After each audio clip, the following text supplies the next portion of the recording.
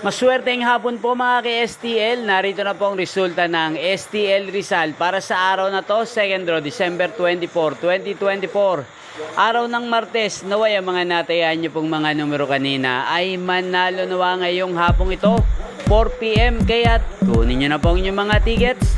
Narito na po ang resulta. Ang mga numerong nanalo sa STL Rizal ngayong hapong ito, December 24, 2024, 4 PM, second draw result, 10 at 30 in exact order. Sa lahat po ng tumaya kanina sa STL Rizal para second draw ng 10 at 30, congrats po sa inyo. Panalo po kayo again, 10 at 30. At ngayong hapong ito sa STL Rizal, atin pong i-shoutout si Ate Karina Bongkay. Shoutout po sa iyo, Ate Karina Bongkay. Naway isa ka po sa swertehin ngayong gabing ito. At sa lahat po ng mga taga Rizal dyan, shoutout po sa inyo. Naway nasa mabuti po kayong kalagayan. Inyo pong napanood ang resulta ng STL Rizal sa channel na to, Roderick Hernandez TV. Maraming salamat po sa patuloy nyo pong panonood at pagsuporta sa aking channel. Huwag pong kalimutang mag-subscribe.